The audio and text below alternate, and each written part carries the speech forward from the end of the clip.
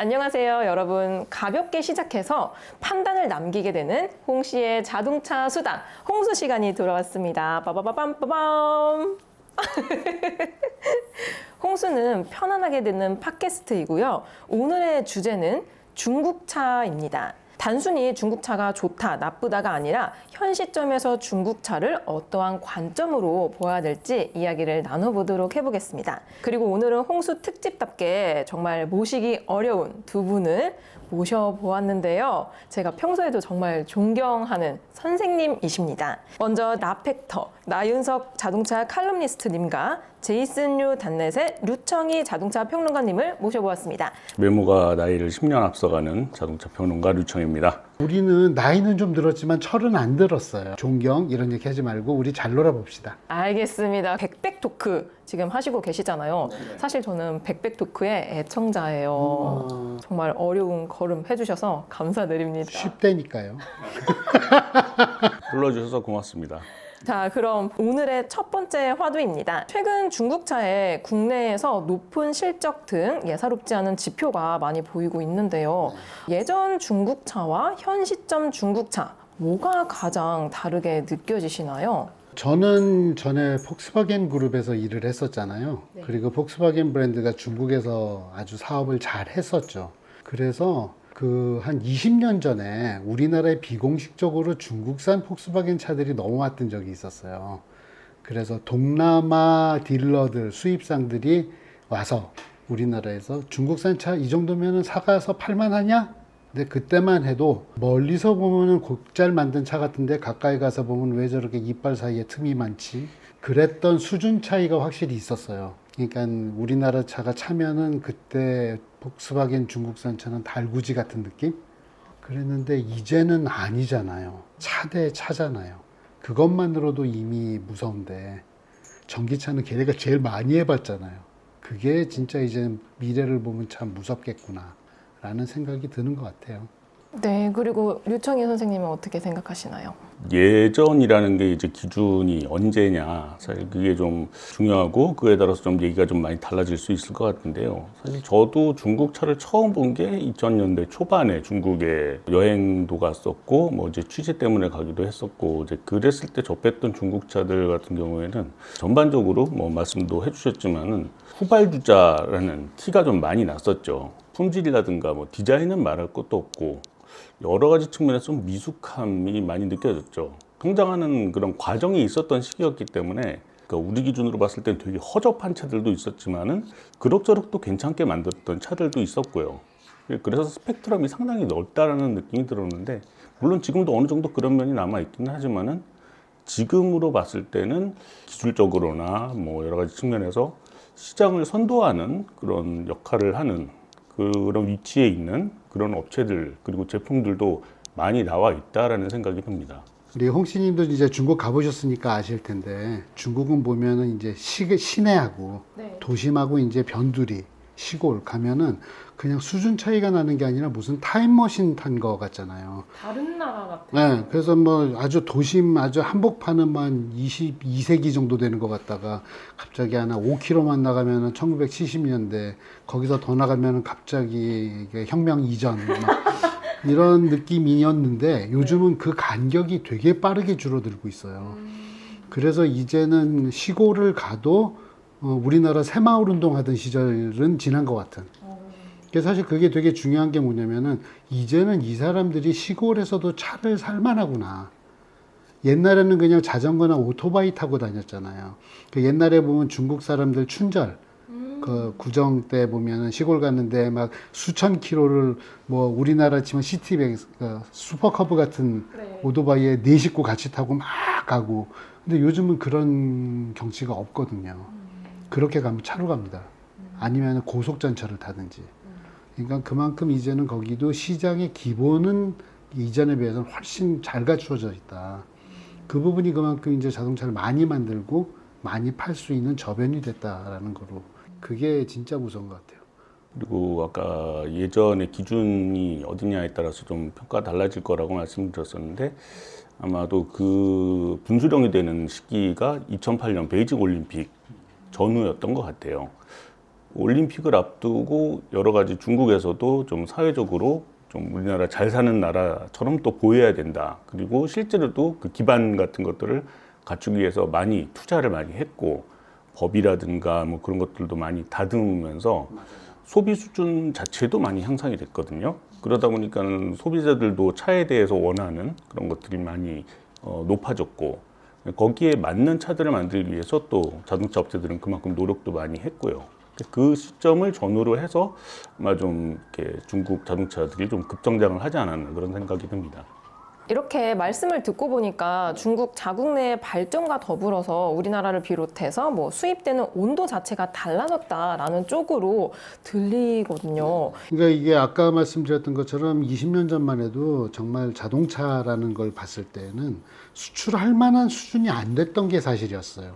근데 이제는 수출할 만한 수준이 되었고 경쟁력도 충분히 갖췄다라는 게 이제 보면 그 서유럽 선진국 시장 이런 데서도 지금 중국 차들이 막 기록을 세우고 있고 뉴스를 만들고 있잖아요. 이런 걸 보면서 그 깐깐한 소비 패턴을 가지고 있는 서유럽 소비자들이 중국 차를 선택한다. 사실은 되게 중요한 의미를 갖거든요. 그전에는 우리가 그냥 생각할 때 뭐 멕시코나 중남미, 중동 이런 데는 뭐 제3세계니까 팔만 하겠지라고 생각을 했는데 이제는 선진 시장을 간다는 거죠. 그리고 이제 뭐 나중에 얘기 더 하겠지만은 이제는 중국 회사들이 유럽의 옛날에 유명했던 브랜드들을 많이 가지고 있잖아요. 그러니까 속성으로 많이 배워요. 그런 부분들이 되게 무섭습니다. 그리고 자동차 산업이 좀 덜 발전한 나라들이 좀 많이 발전한 나라로 이제 수출을 하고 그러는 이제 양상은 어떻게 보면 좀 비슷한 면들도 있었어요. 일본이 1960년대 미국이나 유럽으로 수출을 하기 시작할 무렵, 그리고 우리나라가 1980년대에 이제 같은 지역으로 수출할 그런 때, 그리고 얼마 전부터 지금 요 시기에 이제 중국이 이렇게 진출해 나가는 그런 과정, 어떻게 보면 좀 비슷한 측면도 있긴 하지만은 지금 같은 경우에는 이제 전기차라든가 자율주행이라든가 이런 첨단 기술들이 접목이 된 차들이 이제 중국에서 나와서 진출을 하고 있다는 거. 그거는 좀 이전의 일본이나 우리나라하고는 좀 양상이 좀 다르다라고 볼 수가 있겠죠. 그게 되게 중요한 얘기 있는데요. 그 옛날에는 이제 우리가 차를 팔아서 이제 엑셀을 처음 수출했을 때, 그럴 때 보면은 벤츠 192 한 대 살 가격으로 엑셀은 2대 살 수 있어요. 막 이런 게 광고였어요. 공식 광고가. 지금 C클래스 전신이죠. 그거 딱 서 있는데 그 옆에 엑셀 2대가 겹쳐서 딱 그러니까 뭐 세븐업은 아니지만 투업 이렇게 돼 있는 거가 진짜 광고였어요. 그러니까 그랬던 그 말하자면 이제 가격 공세로 갔었는데 중국차 같은 경우는 이제 처음 당연히 가격 공세를 깔고 가지만 이제 전기차로 이제 세상이 바뀌고 있는 시대에는 뭐 너희도 어차피 이제 새로 시작하는데 거기에서는 우리가 너희한테 후발주자가 될 이유는 없잖니? 이러면서 우리가 그때는 빨리 뛰어갈게. 그래서 판이 바뀌면 우리가 너희보다 앞설 수도 있어. 사실은 그래서 따라갈 필요가 없는 이 평생 한 번이나 올까 말까한 이 시대의 전환기를 타고 가는 거예요. 그러니까 이건 되게 무서운 기회인 거죠. 그러면 이게 수출할 만한 수준이라고 볼 수 있는 기점을 BYD 전후라고 본다면 이 기준의 핵심이 가격인지 아니면은 발전 속도인지 아니면은 뭐 기술인지 한 가지를 꼽는다면 어떤 거를 먼저 꼽고 싶으신가요? 한 가지만 해결이 됐으면 이렇게 걱정 안 할 거예요. 그러니까 가격적인 부분은 기본으로 깔고 가는데 이 기술적으로도 무시 못할 정도 수준도 이미 넘어버렸다라는 거가 되게 무서운 거예요. 그러니까 BYD 차들을 보면은 그 저기 E 플랫폼이라고 하잖아요. 그 전동 파워 트레인을 가지고 있는 그쪽 기술은 어떻게 보면은 우리보다 나은 부분도 있거든요. 그러니까 우리 저 뭡니까 그 ICCU ICCU는 사실은 시스템 한 3개 정도 합쳐놓은 건데 뻑이 나는 거거든요. 걔네는 뭐 이 플랫폼 3.0이나 3.0 에보 같은 경우는 8개 내지는 12개의 시스템을 합쳐놓은 건데 잘 굴러가요. 그러니까 그런 걸 보면 이제 참, 우리보다 나은 부분도 있다. 근데 물론 이제 차를 만드는 그 섬세함에서는 아직은 부족한데 지금 보면은 판 바꾸기 위해서는 걔네가 우리보다 출발점에서 더 가뿐하게 홀가분하게 움직인 것 같다. 왜냐하면 기존의 것을 고쳐서 끌고 가야 될 게 없으니까 새로 시작하는 거니까. 그런 면에서는 확실히 몸이 가볍게, 발걸음이 가벼우면은 또 움직이기가 빨라지니까 그런 부분이 있었던 것 같아요. 네. 유청희 선생님은 어떻게 생각하시나요? 맞는 말씀이시고, 이제 저는 한 가지 좀 부연을 하자면은 중국 업체들이 우리나라에 들어오는 경우 이제 수입차라고 해서 수입차의 시스템을 따라가는 이제 그런 판매 시스템을 따라가는 이제 그런 것들이 있는데, 사실 수입차와 국산차를 이제 한 덩어리로 놓고 생각을 해봤을 때 사실 수입차는 포션이 작잖아요. 그래서 좀 티가 덜 나는 면도 있어요. 하지만은 이제 유럽이라든가 호주라든가 그런 데서는 완성차가 직접 판매를 하는 경우는 거의 없어요. 그래서 대부분 메가 딜러들이 이제 여러 브랜드를 취급을 하기도 하고 그러면서 상당히 좀 소비자들하고의 직접적인 접점을 넓게 확보를 하고 있는데, 중국 업체들은 그런 시장에 들어갈 때 그런 메가 딜러들하고 계약을 맺어가지고 바로 소비자들한테 접근할 수 있는 그런 환경을 만들어 놓고 시작을 했거든요. 그리고 그런 딜러들은 이제 소비자들이 뭘 원하고 그러는지를 잘 알기 때문에 업체들한테 요구하는 것들, 그런 것들도 많이 있었고, 상당히 빠른 속도로 서유럽에서 좀 중국자들이 시장을 넓혀 나갈 수 있었던 이유 중에 하나도 그런 딜러 시스템의 영향이 좀 있었다고 봅니다. 그리고 우리나라에서도 사실은 그런 딜러들, 큰 규모의 딜러들이 지금 중국차들을 취급을 하고 있거든요. 앞으로도 할 예정이고, 그런 측면에서 수입차라는 그 한계는 있지만은 시장에서의 몫을 넓혀 나가는데 그런 딜러 시스템들이 좀 더 영향을 주지 않을까 하는 생각이 듭니다. 저는 사실 가격이 먼저라고 생각을 했는데 시각이 확실히 다르시다라고 느껴집니다. 근데 가격이 되게 중요한 게, 가격이 일단 사람을 끌어야지 문을 열고 쇼룸에 들어오잖아요. 들어와서 차를 보니까는 이거 가격만 가지고 얘기할 게 아닌 것 같아 라고 하기 시작하면은 그때부터는 마음이 넘어가죠. 그러니까 처음에는 관심이 넘어가고 그 다음에 마음이 넘어가고 지갑이 열리는 거거든요. 순서가. 그래서 이게 1단계는 가격으로 땡기는데 2단계까지 가는 게 가능한 수준이 되었다. 그럼 3단계가 이제 아까 지금 우리 청희 씨가 얘기한 그 딜러 시스템 이야기인데, 저는 처음에 BYD가 들어올 때 그랬어요. 수입차 흉내내지 말고 만약에 현대차가 전시장 깔듯이, 현대차가 보면은 지점이 있고 대리점이 있잖아요. 지점은 좀 아주 건물도 근사하게 했지만 그 대리점은 다 개인 사업자 아니면 그 독립 회사들이잖아요. 그래서 동네 근처에 있는 빌딩에 이제 한 2칸짜리 해가지고서 그냥 쓱 들어와 있는, 만약에 그런 식으로 BYD가 저인망식으로 만약에 쫙 깔았다 그랬으면은 지금 우리가 생각하는 것보다는 훨씬 더 발에 걷어차일 정도로 팔리지 않았을까. 그래서 수입차 흉내낸 거는 BYD 코리아의 실수였다, 저는 그렇게 생각해요. 왜냐면 그렇게 좋은 쇼룸 몇 개 해가지고서 객단가 얼마 안 되는 차들을 팔아서 유지나 하겠냐, 그런 생각은 했죠. 아이고, 이거는 컨설팅이네. 그리고 그 기본적으로 가격이 중요한 거는 맞아요. 아까도 뭐 일본이나 우리나라가 이제 선진 시장에 진출할 때 얘기를 했었지만은, 이미 어느 정도 시스템이 갖춰진 시장에 들어가려면은 소비자들이 경험하지 못한, 그래서 낯선 그런 차들이 들어가서 소비자들한테 좀 설득력 있게 다가가려면은 가장 쉬운 방법은 낮은 가격으로 들어가는 거예요. 그래야지 일단 전혀 모르는 상황이니까 대안으로서 한번 생각을 해볼 수 있을까라고 생각하게 만드는 가장 큰 요인은 가격이거든요. 물론 지금도 중국에서 뭐 럭셔리 카들이 나오고는 있지만은 일반적인 선진 시장, 우리나라 포함해서 이런 데에 들어가려면은 아무래도 그런 부분에서 낮은 가격으로 먼저 설득을 하고 시작을 하는 게 이제 자연스러운 거죠. 그래서 저는 이제 BYD가 가격으로 시작을 했는데, 이제 지커가 들어오면 얘기가 다를 거 아니에요. 네. 그래서 지커가 들어왔을 때 차의 수준을 가지고 정면 충돌이 일어나는 거거든요. 그때 파급 효과는 되게 클 것 같아요. 왜냐면은 BYD는 뭐 싸구려 차들이 들어왔으니까 라고 이제 하면서 이제 어떻게 보면 자기 안위를 할 수 있어요.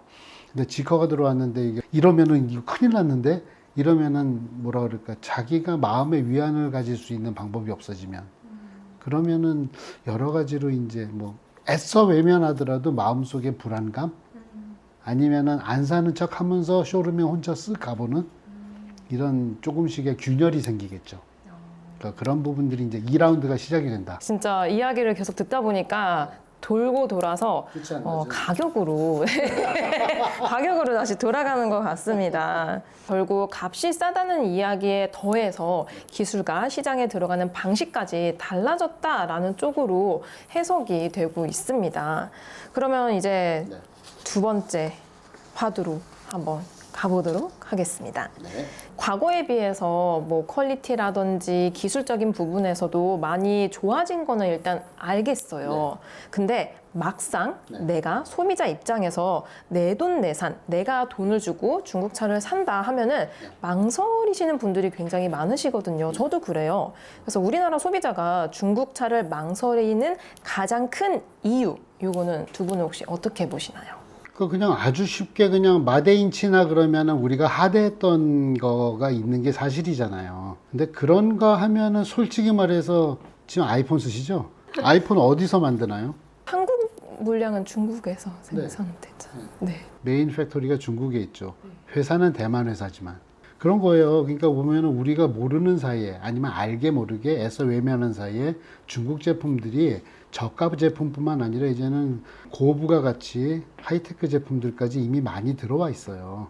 그래서 지금 보면은 우리가 테슬라도 다 중국에서 만드는 차만 팔고, 그리고 뭐 이제 뭐 볼보 다수 모델, 폴스타 전체 모델 이런 차들 다 보면 중국산이잖아요. 처음에는 택깔이라 그러잖아요.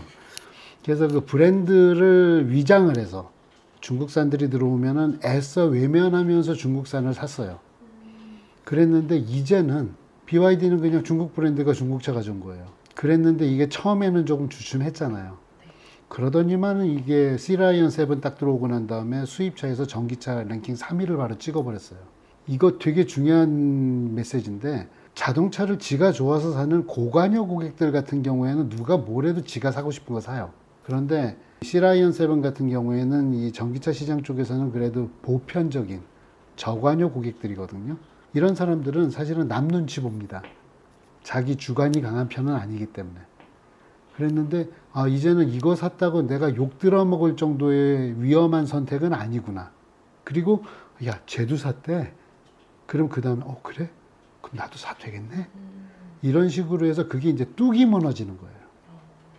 그래서 저는 BYD가 C라이언 7이 그러니까 세 번째 모델이었는데 3-4번 만에 터졌어요. 그걸 딱 보면서 이제 본물이 열렸다. 그러니까 심리적 저항선이 무너졌다. 저는 그렇게 생각을 해가게 된 거죠. 그래서 저는 이제 돌핀이 어떻게 움직일지 그게 되게 궁금해요. 최근에 돌핀 유청희 선생님은 시승을 하셨잖아요. 이 두 번째 화두에 대해서는 혹시 어떻게 생각하시나요?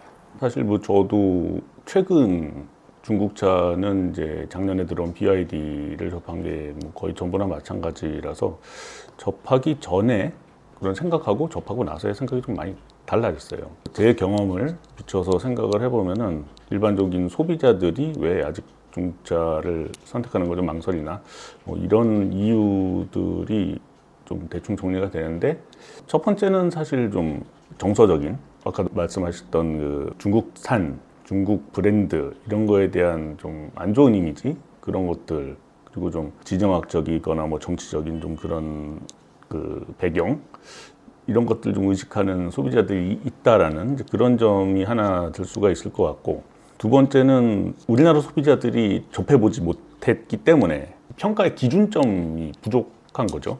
이제 써보지 못한 것들에 대해서는 아무래도 어떤 제품이 됐건 간에 좀 망설여지는 거는 뭐 당연한 거니까요. 그런 점을 꼽을 수가 있겠고, 또 하나 이건 좀 마이너적인 거가 될 수도 있겠는데, 앞서서 우리나라에 들어왔던 중국산 내연기관차들 형편없었던 그런 기억들이 있기 때문에 망설이게 되는 게 아닌가, 그런 생각이 좀 듭니다. 지금도 뭐 전기차들로 많이 바뀌긴 했지만은 소형 상용차들, 가솔린 엔진 달린 정말 품질도 그렇고 뭐 성능도 그렇고 선뜻 고르기가 어려운 것들도 있었고, 직접 모델명을 얘기하기는 좀 뭐하지만은 우리나라에 시험적으로 들어왔다가 완전히 폭망을 하고 철수를 해버린 이제 그런 사례들도 있기 때문에, 그런 것들을 기억하는 분들은 중국차 역시 안 되는구나라고 기억을 하시는 분들이 분명히 있을 거기 때문에 그런 분들도 영향을 주지 않나, 그렇게 생각을 해봅니다. 사실은 그 전에 실패했던 기억이 뭐냐면은 이제 북기운상 뭐 이런 차들 보면은 이제 지금은 BYD 코리아처럼 현지 법인이 들어왔잖아요. 근데 그게 아니라 이제 그냥 임포터가 수입을 해다가 시체말로 떼다 판 거예요. 그러니까는 브랜드의 안정성, 신뢰성, 그리고 이거 팔고서 없어지는 거 아니야? 이런 여러 가지 불안감들이 섞여 있었던 거죠. 그래서 그 부분에 대한 거 하나를 해결을 한 것도 되게 큰 거예요. BYD 코리아. 근데 사실 저는 생각보다 조금 늦어졌다고 생각을 하는 게 여러분 다 기억하시겠지만 이 중국산 배터리가 한번 우리나라에서 대박을 쳤잖아요. 그 불이 나는 바람에. 그 독일 브랜드도 중국 배터리다니까는 어쩔 수 없더라. 이런 것 때문에 중국 기술, 진짜 그 중국 비하하는 표현이 그때 그냥 정말 많이 나왔죠. 그래서 중국산 전기차, 중국산 배터리를 쓰면 너 죽으려고 환장이냐. 이런 얘기가 나왔던 거가 사실은 BYD 코리아의 시작도 반년 이상 늦게 만들었고, 그랬고, 그 다음에도 사는 거를 또 주저하게 만들고, 하여튼 이런 부분들이 섞여가지고 조금 지연은 됐으나, 결국은 이렇게 와버렸다는 거죠. 그래서 이제 결국은 시점의 문제였다. 전 그렇게 얘기를 할 수밖에 없을 것 같아요. 익숙해지면 더 열린다. 네. 시장은 항상 똑똑한 사람만 있는 거 아니고 자동차 전문가가 시장이 다수는 아니에요. 일반적인 사람들이 큰 위험을 느끼지 않고 살 수 있는 대중시장이 열린다. 사실 그 부분이 제일 무서운 거거든요. 그래서 이렇게 고관여 메이드 인 차이나 제품을 구입함에 있어서 내 돈 주고 사기 불안하다라는 감정은 아직까지 계속 존재를 하고 있긴 하지만 너도 나도 사는 분위기가 계속 형성이 된다면은 심리적인 뚝방이 무너졌다라고 들리는데요.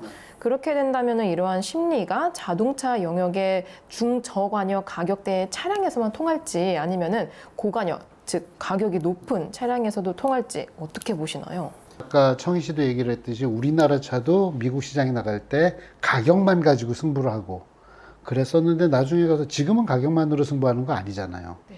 우리나라 차 되게 좋은 차로 이제는 인식받고 있고 그런 것처럼 중국은 이제 그거를 시간 차이를 두고 하는 게 아니라 동시다발적으로 융단 폭격을 할 수 있는 기반이 이미 만들어져 있다는 게 무서운 거예요. 그러니까 지금 BYD 들어온 지 1년, 1년 반 만에 지커가 들어오고 그런 다음에 거기에서 더 가지치는 모델들이 들어올 거고 그리고 그런 다음에 우리가 이제 기대하고 있는 뭐 샤오펑 같은 차 샤오펑 하면 또 이제 자율주행하고 또 연결이 될 거고 그런 다음에 화웨이 플랫폼을 얹은 차들이 또 들어오고 막 이런 식이 되다 보면은 중국의 이 새로운 모빌리티 기술의 저력이 통째로 들어오게 되는 순간이 있을 거예요. 그렇게 되면은 이제 우리가 그 작년 말부터 현대차 그룹에 대해서 항상 걱정했던 거 현대차는 레벨 3 언제 하니?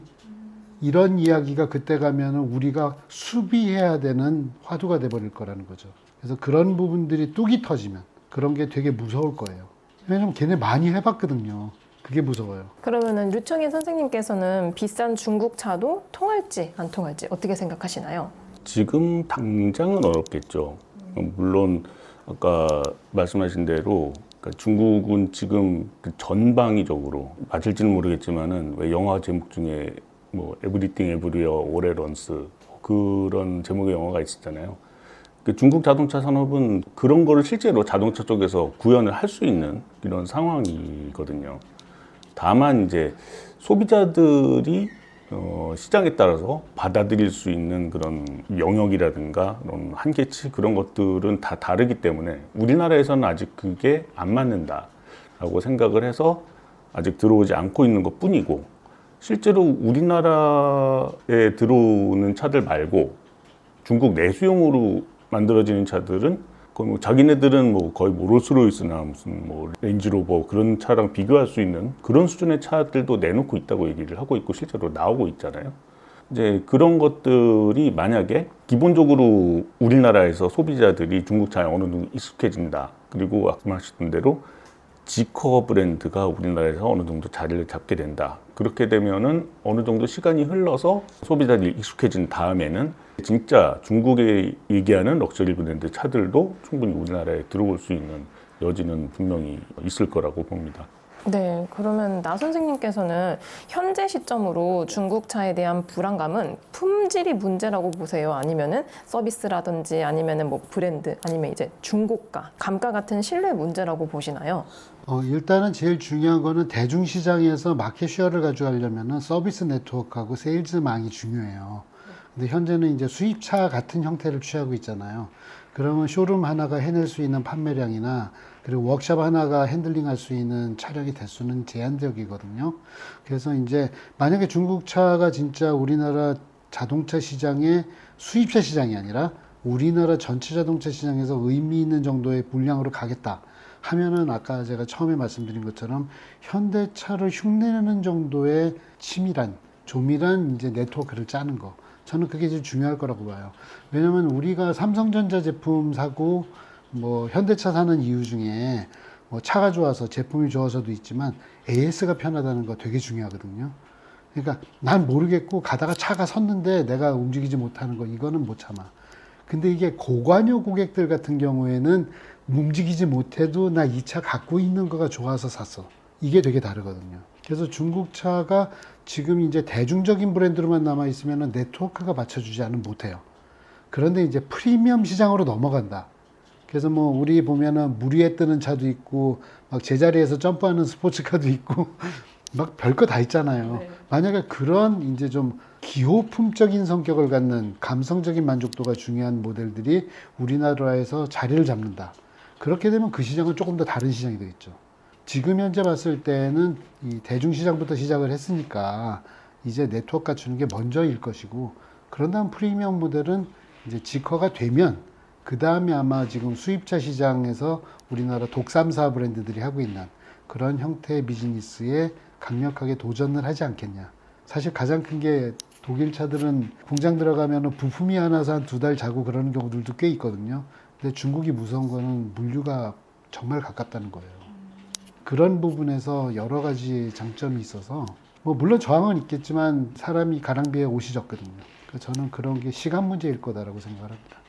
그래서 이제 소비자 입장에서는 못 믿는 이유가 뭔가 이제 한 가지라기보단 되게 복합적인 요소로 작용이 된다라고 느껴졌습니다. 그럼 이제 중국차가 공격적인 대리점 확대라든지 아니면은 AS 센터 구축망 확대 같은 공격적으로 확대할 시점이 언제쯤이라고 보시는지요?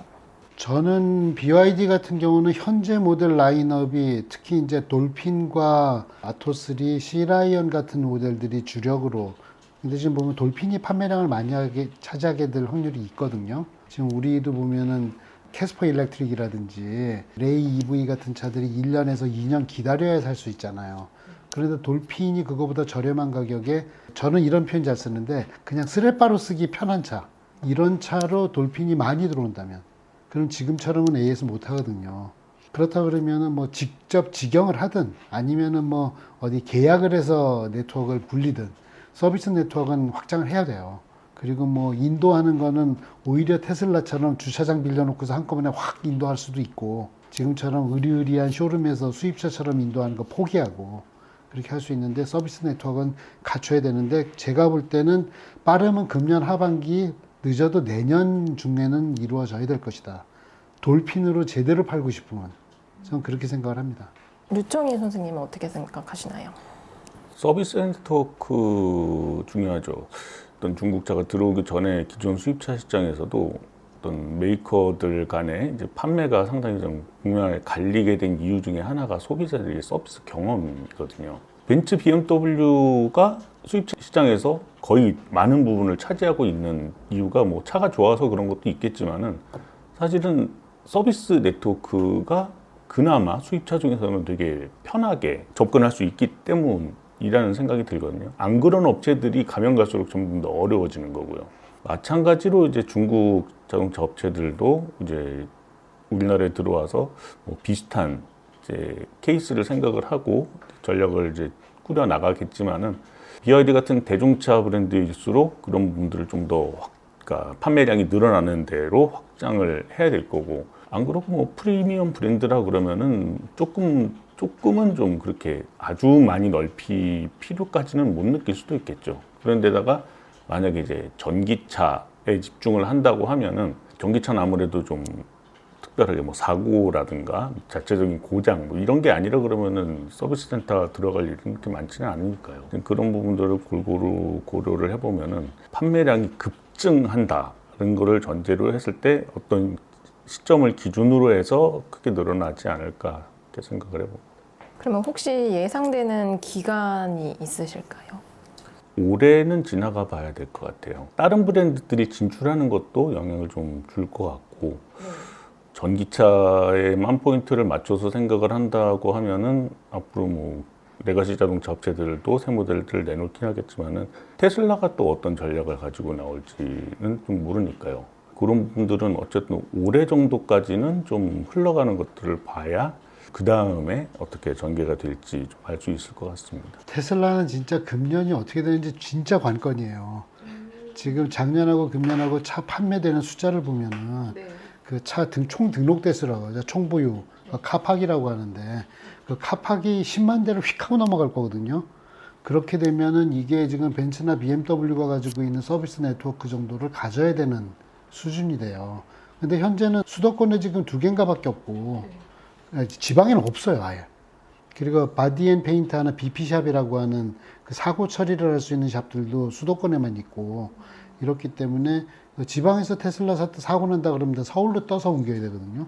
이제 그런 것들이 아마 이제 큰 부메랑이 될 거고, 홍시님 기억나실 텐데 한 3년 전쯤에 볼보가 막 판매량이 늘었을 때 그때 그 우리 기자간담회 하면서 서비스 네트워크 확장에 대한 계획을 강력하게 얘기를 했던 적이 있었어요. 근데 서비스 네트워크는 계획 세운다고 그냥 팍 하고 세워지지 않거든요. 왜냐면 거기서 일하는 사람이 교육이 돼야 돼요.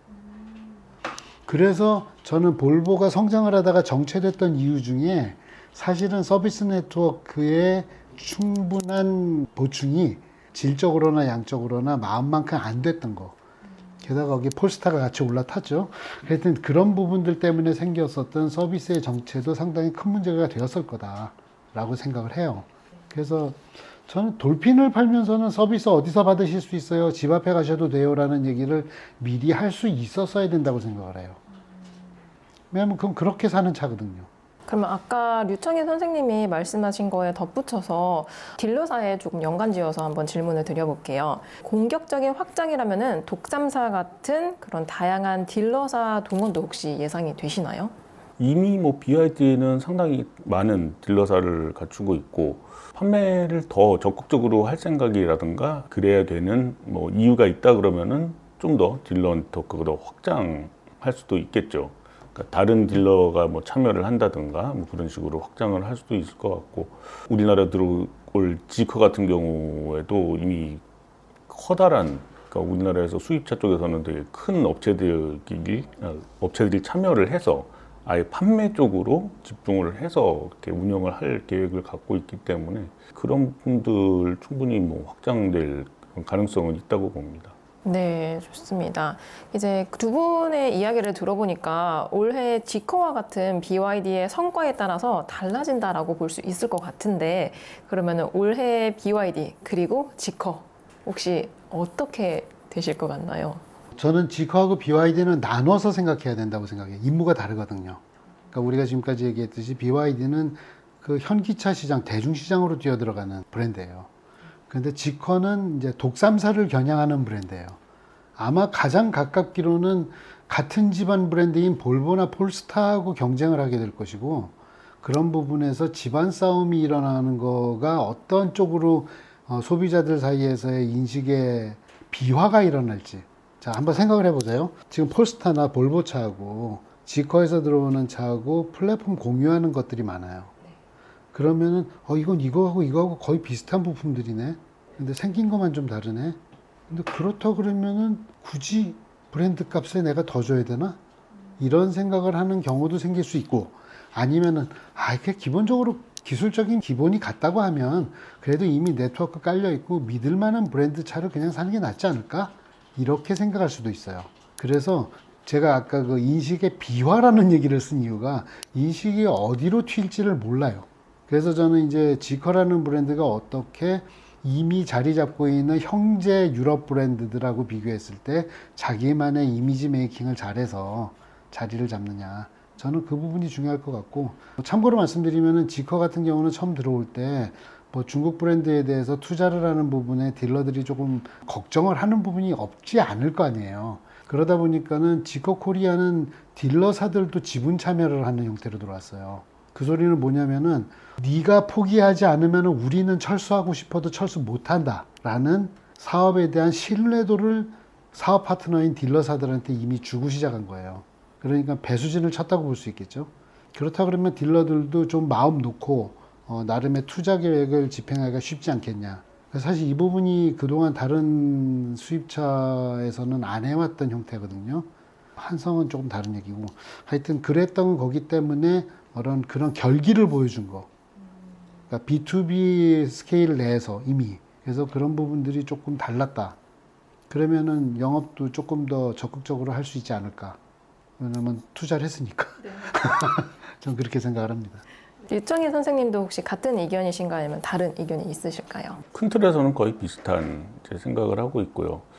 BYD 같은 경우에는 아무래도 좀 대중적인 브랜드이기 때문에 모델 라인업을 어떻게 확장을 할 것인가 이 부분이 조금 좀 중요하게 작용을 할 것 같아요. 지금 들어와 있는 모델들이 이제 소형 해치백에서 중대형 SUV 그렇게 지금 세 모델에 이제 뭐 여러 가지 그 변형 모델들 좀 들어오고 있는 상황인데 우리나라에서 판매되고 있는 그러니까 국내 업체들의 모델들과 직접적으로 경쟁을 할 수 있는 속된 말로 좀 다이다이 놓고 비교하기에 정말 좋은 그런 차종들을 들어왔을 때 소비자들이 어떻게 반응을 할 것인가. 그리고 지금은 전기차가 먼저 들어와서 어떤 전기차 브랜드 그런 이미지를 만들어 놨지만은 플러그인 하이브리드 같은 식으로 이제 동력원도 확장을 할 거잖아요. 그런 것들이 우리나라 소비자들한테서 어떻게 받아들여질지 그런 부분에 따라서 조금 변화들이 어느 정도 있겠지만은 그런 식으로 좀 라인업, 동력원을 확장을 하면서 이제 국내에서 자리를 어떻게 잡아 나갈지 이런 부분들이 중요할 것 같고 지커는 뭐 말씀하신 대로 조금 더 프리미엄급을 고려를 하고 있으니까 그런 부분들에서는 거기서도 처음 접하는 소비자들이 처음 접하는 브랜드라는 특성이 있기 때문에 초기에는 조금 어떻게 받아들일지는 좀 봐야 되겠지만은 만약에 이게 자리를 잡게 된다 그러면은 그것도 한 1년, 2년 뭐 그 정도 이후에는 또 커질 수 있는 그런 여지가 있지 않나 생각합니다. 네, 그 방금 그 PHEV를 말씀해 주셔서 그뿐만이 아니라 지금 순수 전기차 그리고 ER, EV까지 이번 파트에서 좀 더 다뤄보도록 해보겠습니다. 그래서 이번에는 세 번째 화두인데요. 중국차가 실제로는 새롭게 느껴진다는 반응도 많다고 보고 있습니다. 중국차가 사람들한테는 조금 더 미래적이고 조금 더 전기차처럼 느껴지는 이유를 혹시 어떤 거라고 보시나요? 지금까지는 제가 먼저 계속 얘기했는데 이제 청희 씨도 좀 먼저 얘기하는 게 낫잖아요. 먼저 네. 나중에 얘기하는 게 조금 더 편하게 하시는. 그럼 내가 그렇게 계속 할까? 네, 이건 먼저 말씀드리겠습니다. 일단 중국 자동차 업체는 어떻게 보면은 기존 자동차들이 갖고 있었던 어떤 과거라든가 전통이라든가 그런 게 없다는 게 오히려 좀 장점으로 작용을 할 수 있는 부분이 있는 것 같아요. 특히나 전기차 분야에서는 밑바닥에서 새로 시작한 업체들, 그러니까 중국에서도 내연기관을 만들다가 전기차로 전환한 업체들 많이 있지만은 중국 내에서도 내연기관차를 만들었던 경험이 짧은 업체라든가 아니면 아예 처음부터 전기차를 만들기 시작한 업체들이 잘 되고 있거든요. 그런 것들은 내연기관을 만들던 업체들은 아무래도 기존의 개발이라든가 생산이라든가 이런 것들 기존 시스템들을 어느 정도 끌고 가면서 새로운 그 전기차에 대한 것들을 또 같이 해야 되는 그런 부담이 있기 때문에 아무래도 좀 어려운 점들이 있지만은 전기차에 집중하는 업체들은 처음부터 아예 전기차에 포커싱을 해서 그거에 맞는 설계, 부품 공급, 네트워크 이런 것들도 다 만들 수가 있거든요. 근데 그렇기 때문에 중국 업체들 같은 경우는 테슬라처럼 이제 아예 전기차로 시작을 해서 전기차에 특화된 기술, 경험 그런 것들을 바탕으로 만들 수 있는 그런 밑바탕이 깔려 있기 때문에 제품에서도 그런 것들이 더 잘 드러나지 않나 싶습니다. 레거시 방식에 구속받지 않고 더 새로운 시도와 새로운 결과물이 많았다라고 해석이 됩니다. 그럼 이제 나윤석 선생님께 다시 이 세 번째 화두, 중국차가 사람들한테 더 미래적이고 조금 더 전기차처럼 느껴지는 이유가 혹시 뭐라고 생각하시나요? 사실 지금 아직 우리나라에 들어온 전기 중국차들은 뭔가 되게 새로운 걸 아직은 보여준 건 별로 없어요. 사실 지금 보면 그 BYD 그 AVN 디스플레이 이렇게 돌아가는 거 그거 이외에는 별로 신기한 거 없었거든요. 다 그냥 뻔한 거 아니면 조금 더 유선형이라서 조금 더 미래적인가 뭐 공기역학적인가 이 정도였는데 사실은 뭐 우리 홍신님도 그렇고 우리 중국에 있는 중국 차들을 보면은 진짜 별 희한한 차 다 있잖아요. 제가 그때 BYD 본사 갔을 때 그쪽 사람들한테 물어봤던 게 뭐냐면 와, 너희 차 물에 잘 뜬다. 그리고 스포츠카가 점프도 잘한다. 근데 잘하는 건 알겠는데 그거 왜 하는 거니? 그랬더니 그것에 대한 대답은 정확치가 않아요, 아직. 그러니까 이분들이 뭐냐면 진짜 제가 이거 정주영 회장님이 생각이 나는데 뭐냐면 정주영 회장님은 밑에서 아 이건 좀 어려울 것 같고 뭐라 그러면 임자 해봤어? 해봤냐고 물어보는 거예요. 그러니까 해보고 난 다음에 될지 안 될지를 얘기해라. 그러니까 저는 아직 중국차는 생각이 나고 아이디어가 있으면 무조건 해보는 단계라고 생각을 해요. 그래서 되게 신기하고 나중에 가서 이게 필요할까 싶은 것도 다 이미 제품이 돼서 나와 있어요. 근데 그게 계속 갈지 안 갈지 몰라요. 근데 그런 놈들이 우리나라에 딱 처음 들어오면은 우와 신기하다. 제가 물에 뜨는 차라며. 그리고 야 제가 도로에 파인 거 있으면 점프해서 뛰어넘는 스포츠카라며. 막 이런 얘기 하겠죠. 근데 그게 쓸모가 없더라도 어떤 이미지를 주냐면 아 우리는 맨날 뻔한 차만 타는데 쟤네는 정말 희한한 거 많이 타. 이런 걸 느끼게 되면은 실용성을 떠나서 아 우리가 이미 그냥 뻔한 이 매너리즘에 빠져있는 레거시 브랜드, 레거시 제품이구나. 이런 느낌은 받을 거예요.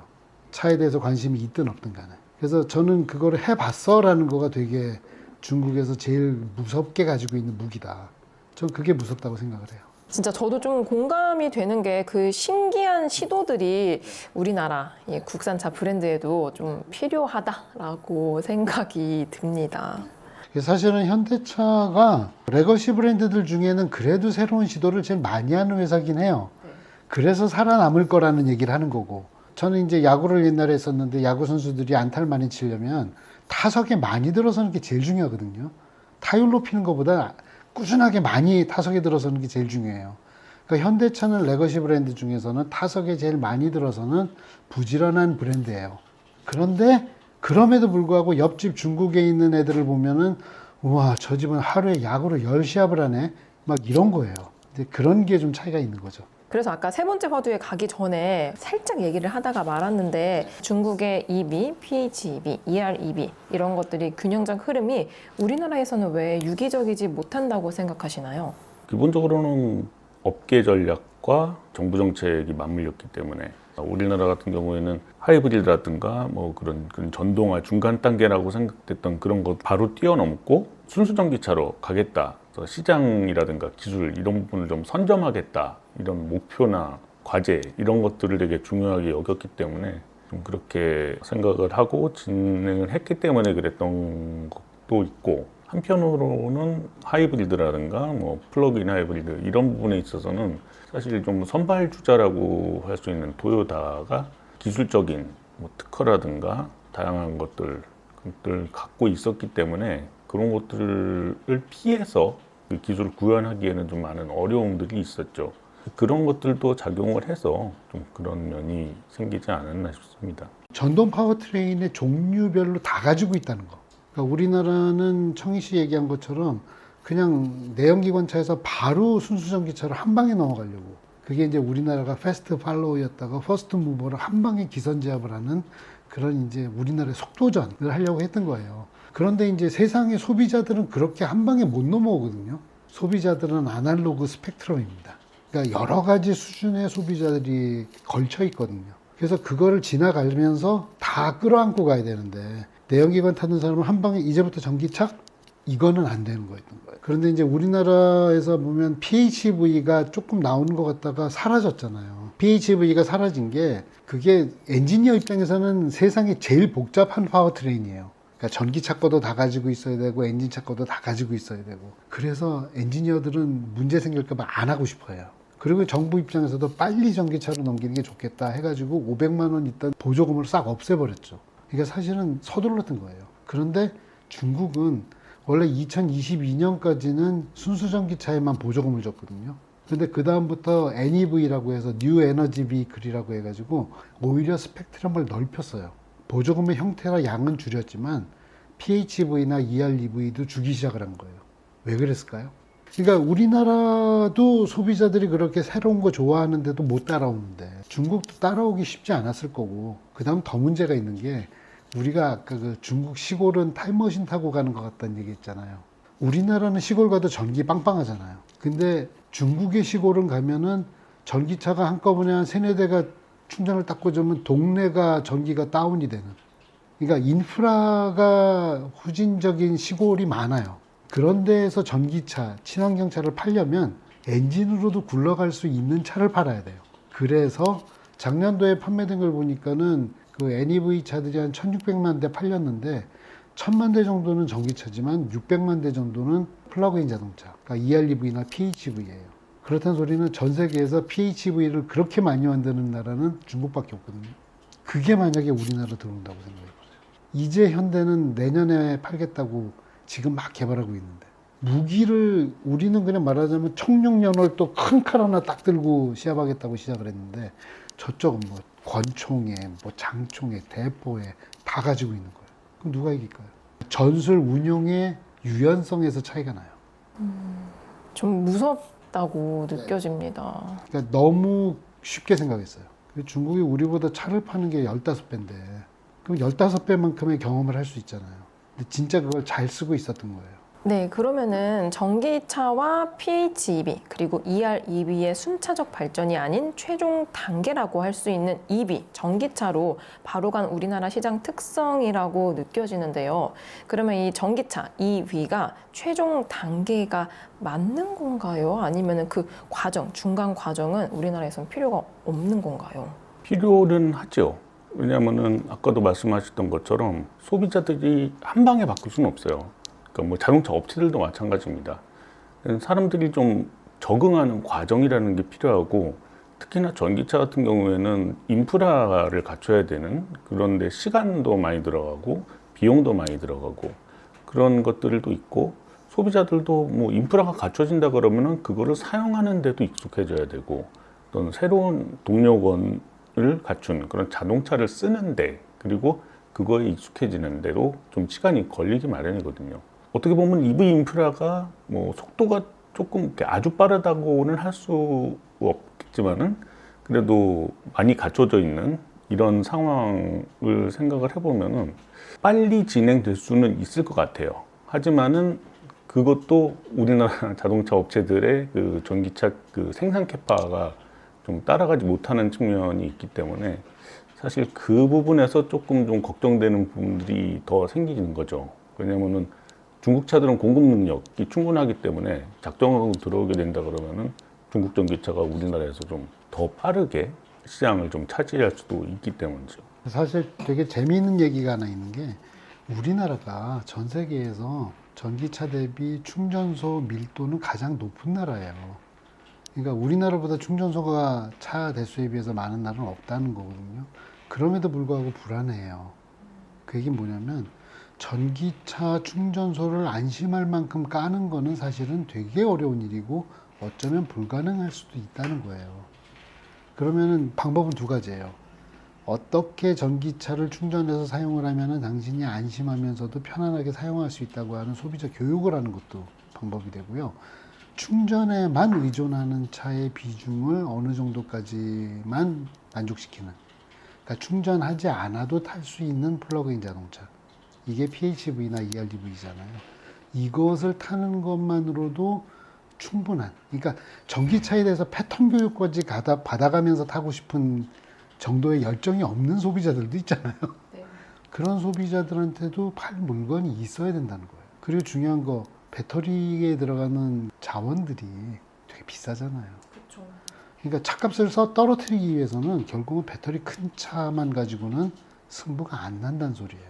그래서 정말 우리 그냥 경차 같은 1,000만 원대에 팔 수 있는 전기차, 그럼 정말 시내에서 뭐 한 번 충전하고 100km 가는 정도 아니면은 EREV 이런 식이 돼야 된다는 뜻이 돼요. 논리적이에요. 그럼 우리나라 이 전기차 환경이 중국 전기차 환경에 비해서 혹시 어떠한 수준이라고 생각하시나요? 중국은 보면은 거대 도시 중심의 생활 환경이잖아요. 그러니까 2천만, 3천만 명이 사는 도시, 이런 도시들을 전동화하는 것은 어렵지 않아요. 왜냐하면 보셨을 거예요. 그 중국은 도시로 들어오는 엄청나게 많은 철탑들, 전기 공급 라인들이 만들어져 있는 거. 도시 근처에 있는 맨 땅들을 몽땅 다 태양광 발전 시설로 해서 그거를 다 송전 설비를 통해서 도시로 전기를 가지고 와요. 우리나라도 대도시 중심의 사회이긴 한데 그 대도시에다가 태양광으로만 발전을 해서 집어넣을 수 있는 빈 땅이 그 근처에 없잖아요. 사실 우리나라는 우리나라 통째로를 하나의 도시와 발전소 이렇게 통째로 생각을 해야 돼요. 중국의 개념을 봤을 때는. 그런 걸 보면은 전기차의 도시 집중을 살기 좋게 만드는 거는 중국이 우리보다 쉬워요. 우리 같은 경우는 전기차의 충전에만 의존하게 하는 거가 오히려 중국보다 어려울 수 있다. 그리고 우리 아파트에 살잖아요. 아파트 지하에다가 충전기 한 100개 깔아본다고 생각해 보세요. 그러면 거기가 무슨 공단에 들어오는 전기가 아파트 단지마다 들어와야 돼요. 그러면 거기에 들어오는 전선마다 다 보면은 전자파 문제 생기지 않게 또 다 막아줘야 되고, 그러니까 아파트 단지가 하나하나 공단처럼 용량이 설계가 돼야 되기 때문에 그런 거는 우리나라가 아마 세계에서 가장 어려운 도전을 아마 받아들이게 될 거예요. 그래서 이런 거가 현실성이 있느냐 이런 거 생각을 해볼 때 우리는 이렇든 저렇든 간에 조금 믹스 전략을 가야 되지 않느냐라는 생각이 듭니다. 그 중에 하나가 수소가 될 수도 있어요. 혹시 덧붙이고 싶으신 이야기 있으실까요? 아파트 말씀해 주셔서 그 부분 좀 얘기를 하자면, 최근에 짓는 아파트는 의무적으로 충전 시설을 갖춰야 되고, 뭐 기존의 아파트에도 뭐 설치를 해야 된다라는 그런 법규가 생겨서 진행이 되고는 있지만은, 사실 지은 지 30년 넘은 아파트들도 아직 그대로 있는 것들도 있고, 그런 데다가 전기차 충전 시설을 집어넣는 건 정말 어려운 일이거든요. 거의 뭐 아파트 하나마다 뭐 변전소 하나씩 새로 지어서 넣어야 되는 뭐 그런 식의 시설 투자를 해야 되는데, 그렇게 만드는 거는 뭐 말씀하신 대로 정말 좀 비효율적이기도 하고 그런 측면이 있기 때문에, 언젠가는 뭐 전기차로 뭐 100%까지는 아니겠죠. 하여튼 한 95% 이상은 뭐 전기차가 차지하는 세상이 오겠지만은, 그렇게 나아가는 과정에서는 분명히 그런 동료 간의 믹스 이런 것들이 필요하고 좀 그렇게 돼야 된다는 생각이 듭니다. 네, 그럼 이제 충전 환경 말고 생산적인 측면에서 한번 여쭤보도록 할게요. 중국은 상당히 많은 전기차 브랜드가 있었고 또 통폐합 과정을 겪었다고 아는데요. 거기에 말씀 주신 것처럼 배터리 등 원자재 산지까지 보유한 환경인데, 이러한 시장 구조가 우리나라 같은 이미 완성형 시장에게 위협적일 거라고 보시나요? 당연히 위협적이죠. 이거는 뭐 우리나라에만 국한된 문제가 아니고 전 세계에 마찬가지입니다. 사실 중국 내에서 뭐 배터리라든가 뭐 전기 모터 이런 부분들까지 전체적으로 봤을 때 중국에서 나는 자원들도 있지만은 중국도 대부분 이제 수입을 하거든요. 대부분의 원료를 수입을 해서 가공을 중국에서 해서 파는데, 그런 것들의 어떤 것들은 뭐 거의 전량이나 마찬가지, 대부분 뭐 절반 이상은 대부분 중국에서 가공을 해서 생산을 하는, 그래서 그렇게 만들어진 그 중간 자재를 이제 외국으로 수출하기도 하고, 그래서 상당히 많은 부분들을 중국에서 소화를 할 수가 있어요. 모든 게 중국이 아니면은 만들 수 없는 그런 상황이 돼 있기 때문에, 그런 부분들에서는 뭐 우리나라뿐만 아니라 전 세계적으로도 좀 중국의 영향을 많이 받을 수밖에 없죠. 그럼 나 선생님은 이 이야기에 어떻게 생각하시나요? 당분간은 그럴 거예요. 당분간은 그럴 수밖에 없는데, 중국이 그거를 원자재를 갖다가 고순도 원료로 재련을 해내고 농축을 해낼 수 있는 것은 환경 비용을 지금은 무시하고 있기 때문이에요. 그래서 제가 볼 때는 중국도 언젠가는 환경에 대한 비용을 인식을 해야 되는 시점이 올 거거든요. 그래서 이게 영원히 가지는 못한다. 그러니까 지금 중국 아까 그 자동차 업체 통폐합 얘기하셨잖아요. 중국에 뭐 한 200개 정도 자동차 회사가 있는데 그 중에서 한 5개 정도 살아남을 거라고 얘기를 해요. 그러면 나머지 그 죽는 100여 개의 전기차 회사들은 그 비용은 누가 내죠? 결국은 사회가 끌어안아야 돼요. 그러니까 그 거대한 비용을 누군가는 지불해야 된다는 게 이제 지금 일어나기 시작을 했고 앞으로 몇 년 동안 이루어질 거예요.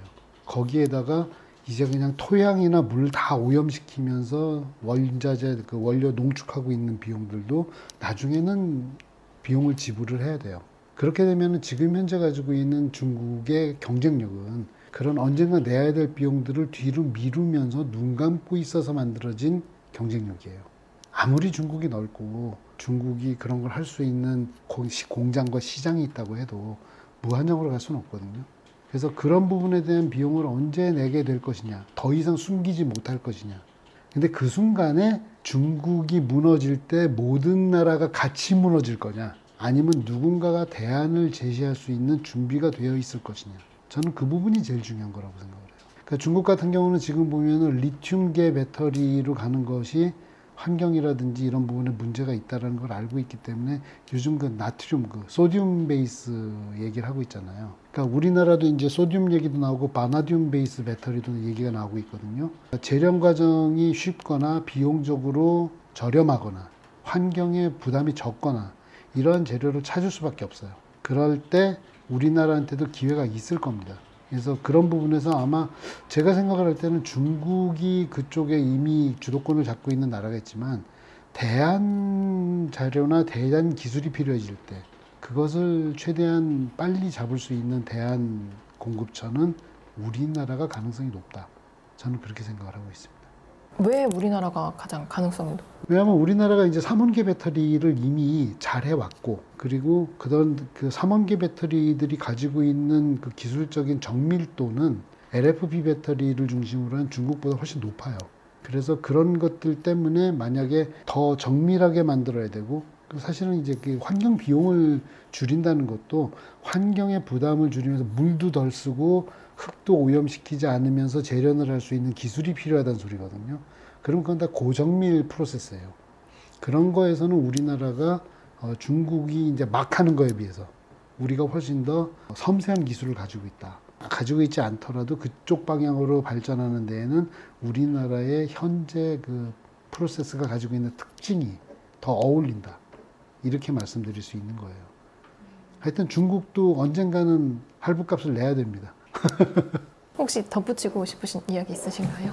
말씀하신 대로 이제 우리나라 같은 경우는 이제 질적으로 뛰어난 그런 제품들을 생산함으로써 부가가치를 높일 수 있는, 그래서 수익을 낼 수 있는 그런 부분들에서 좀 메리트를 가지고 우위를 차지할 수 있는 가능성이 있는 거는 맞습니다.